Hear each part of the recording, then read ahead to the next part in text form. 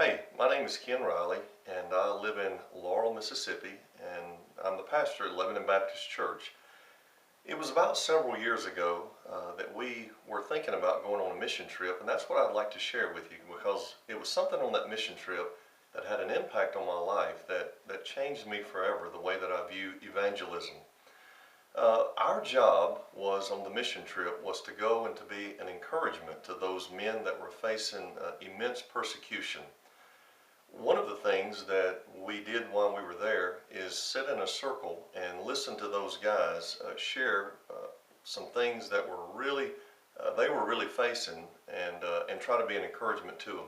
I want to share with you one story that really stands out to me out of all the ones that we had heard. There was a guy that was a pastor, and he talked about how that him and his wife would often go to church where he pastored, and on the way to the church, they would take every opportunity they could to try to witness to those whom they passed.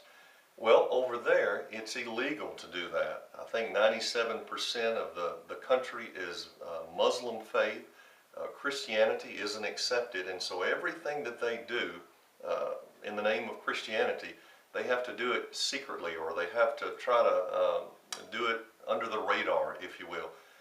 Well, he explained to us how that many times they would face persecution on the way, but one time in particular, he talked about how him and his wife were going, and they stopped and they were sharing the faith with a young guy there on the side of the road, and older men started picking up rocks or stones, if you will, small stones, and throwing it at him and hitting him with it. And actually, he said his wife ended up with a black eye and a busted lip. And sitting in that room and hearing that story of that pastor talk about what he went through to share his faith really had an impact on me.